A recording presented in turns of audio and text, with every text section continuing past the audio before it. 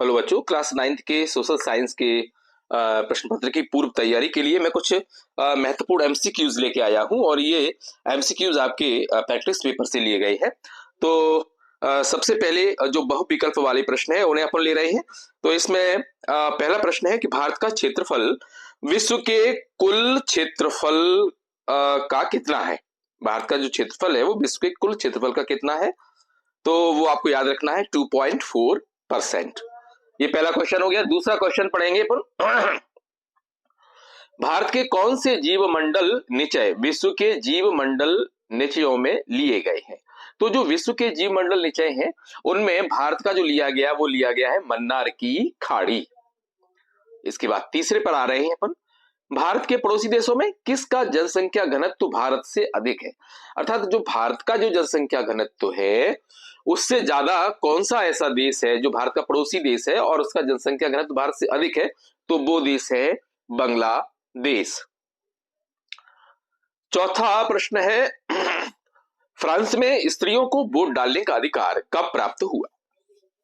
तो फ्रांस में स्त्रियों को वोट डालने का अधिकार प्राप्त हुआ 1946 में। अपन इसको याद रख पाएंगे कि अपना देश आजाद हुआ था 1947 में।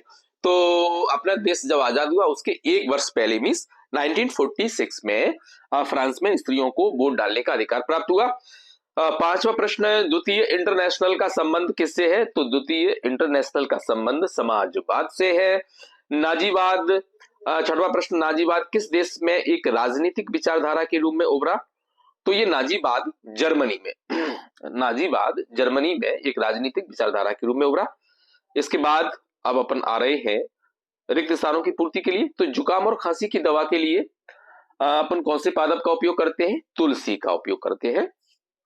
दूसरा रिक्त स्थान एक वर्ष में प्रति 1000 व्यक्तियों में मरने वालों की संख्या को क्या कहते हैं, मृत्यु दर कहते हैं। और तीसरा द सोशल कॉन्ट्रैक्ट किसकी रचना है। तो द सोशल कॉन्ट्रैक्ट रूसो की रचना है। चौथा प्रश्न प्रथम विश्व युद्ध के लिए किसको जिम्मेदार ठहराया जाता है। तो प्रथम विश्व युद्ध के लिए जर्मनी को जिम्मेदार ठहराया गया। और अगला प्रश्न है वन सेवा की स्थापना वर्ष किसमें हुई। तो वन सेवा की स्थापना 1966 में की गई थी। और मसाई शब्द का शाब्दिक अर्थ है मेरे लोग। मसाई शब्द का शाब्दिक अर्थ क्या है, मेरे लोग। ओके, इसके बाद अपन चलते हैं सत्य असत्य पर। तो सत्य असत्य में पहला वाक्य है कि दुधवा राष्ट्रीय पार्क उत्तर प्रदेश में है। जी हाँ, बिल्कुल सही है, दुधवा राष्ट्रीय पार्क उत्तर प्रदेश में है। हिटलर गणतंत्र का समर्थक था। तो जो हिटलर है वो गणतंत्र का समर्थक नहीं था, वो राजतंत्र का समर्थक था, तो ये गलत है। तीसरा भारत एक धर्मनिरपेक्ष राज्य है। जी हाँ, बिल्कुल सच है। महात्मा गांधी को राष्ट्रपिता के नाम से जाना जाता है, ये भी बिल्कुल सच है।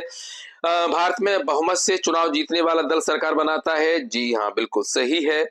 और छठवा लोकतांत्रिक व्यवस्था में शासकों को भी कानून का पालन करना होता है। यस, बिल्कुल सही, लोकतांत्रिक व्यवस्था में भी शासकों को भी कानून का पालन करना पड़ता है। इसके बाद सही जोड़ी बनाइए। तो इसमें जो पहला है हिमानी, हिमानी का अर्थ होता है हिमनद, इसमें दिया नहीं गया है कोलंबा में, इसका करेक्ट आंसर। इसके बाद फूलों की बौछार, तो ये फूलों की बौछार के लिए ये कहवा को अपन मैच करेंगे। देश का सर्वोच्च कानून संविधान कहलाता है। और चौथे में जो धारा है वो धारा क्या होती है, किसी दस्तावेज का खास हिस्सा। हरित क्रांति के जनक MS स्वामीनाथन है। और अंत्योदय योजना 2000 में शुरू हुई, वर्ष 2000 में शुरू हुई। अर्थात मैचिंग बिल्कुल सीधे सीधे सही सही लिखी हुई है। इसके बाद अपन आते हैं एक वाक्य में उत्तर लिखिए। तो इसमें जो पहला प्रश्न है वो है गोंडवाना भूखंड कहाँ स्थित है। तो इसका उत्तर अपन लिखेंगे जो गोंडवाना भूखंड है वो कहाँ स्थित है। गोंडवाना भूखंड आपकी 9th के सिलेबस में ये प्रश्न है। दक्षिणी जो महाद्वीप है, दक्षिणी महाद्वीप, इसको गोंडवाना भूखंड कहा जाता है। दूसरा प्रश्न है जेट स्ट्रीम क्या है। तो ये जो जेट धाराएं हैं ये पृथ्वी के वायुमंडल में तेजी से बहने वाली और घूमने वाली हवा की धाराएं हैं। ठीक है ना। जेट स्ट्रीम क्या है? जेट स्ट्रीम पृथ्वी के वायुमंडल में तेजी से बहने वाली और घूमने वाली, घूमते हुए मतलब घूमते हुए तेजी से बहने वाली हवा धाराएं हैं। इसके बाद अगला जो प्रश्न है वो है जीवन का अधिकार क्या है? तो जीवन का अधिकार में अपन लिखेंगे, एक अनुच्छेद है अनुच्छेद 21। तो अनुच्छेद 21 में इसके अनुसार किसी भी व्यक्ति को उसके जीवन और उसकी व्यक्तिगत स्वतंत्रता मतलब उसको जीने के अधिकार से वंचित नहीं किया जा सकता। ये अनुच्छेद 21 में जीवन का अधिकार दिया गया है। ठीक है ना। क्या लिख देंगे? अनुच्छेद 21 में जीवन का अधिकार है और जिसके अनुसार किसी भी व्यक्ति को जीवन या उसकी व्यक्तिगत स्वतंत्रता से वंचित नहीं किया जा सकता। चौथा प्रश्न, गरीबों का दुष्चक्र क्या है?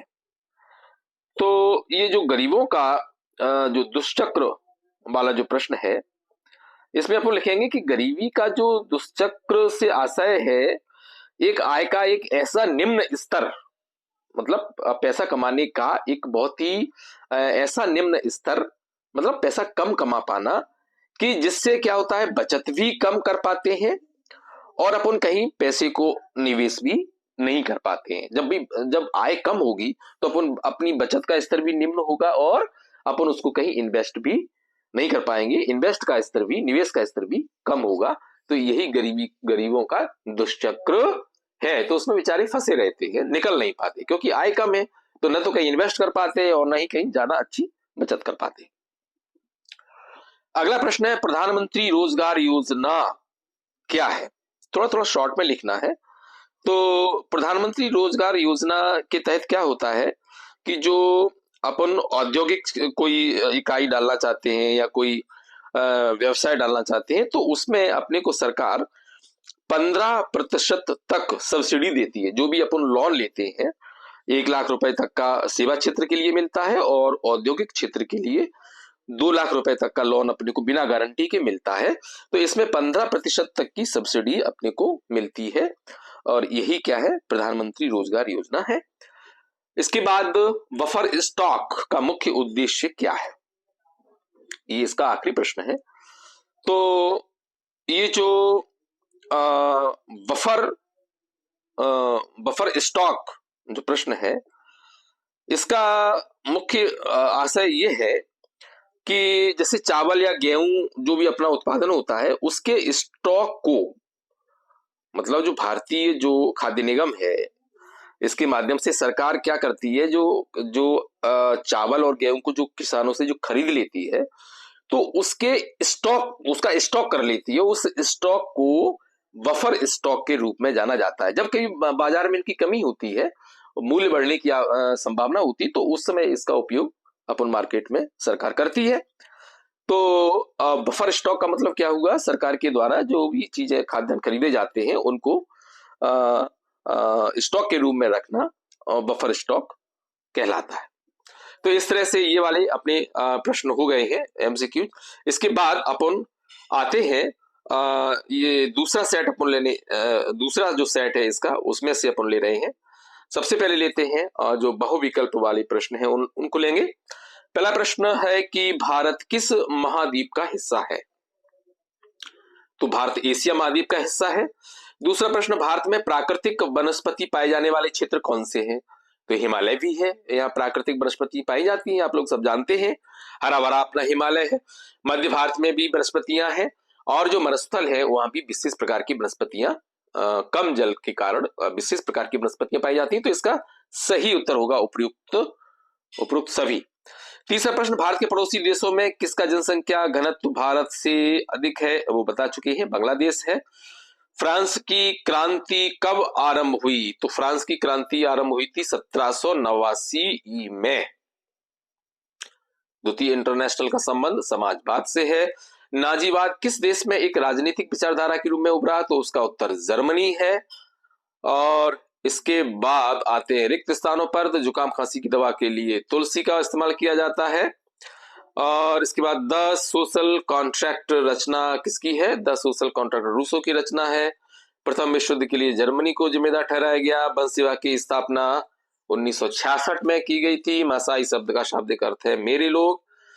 और इसके बाद सत्य सत्य का चयन दुधवा राष्ट्रीय पार्क उत्तर प्रदेश में है। जी हाँ, बिल्कुल सही है।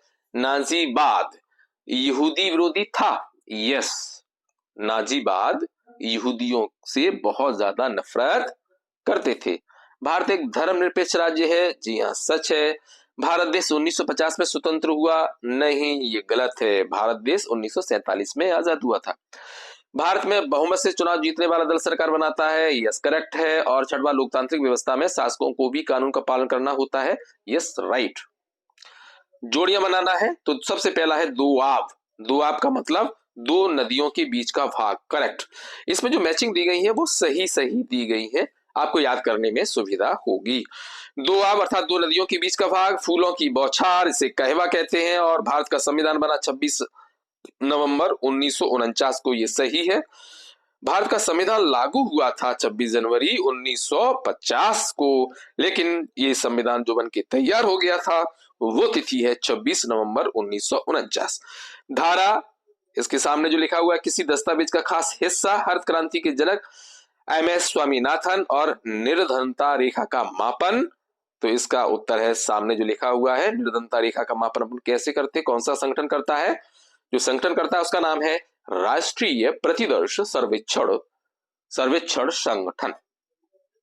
राइट। इसके बाद आखिरी में एक वाक्य में उत्तर लिखिए। तो दो नदियों के बीच का भाग क्या कहलाता है? दोआब कहलाता है। जेट स्ट्रीम क्या है, मैंने समझा दिया है। इसमें अगला प्रश्न है कि छुआछूत की समाप्ति का प्रावधान किस अनुच्छेद में किया गया? ठीक है ना, तो अपन इसको समझेंगे। जो छुआछूत का जो अनुच्छेद है वो है अनुच्छेद 17। अनुच्छेद 17 के द्वारा छुआछूत की समाप्ति का प्रावधान किया गया है। कौन सा अनुच्छेद है? अनुच्छेद 17। इसके बाद अगला प्रश्न है, निर्धनता से क्या आशय है?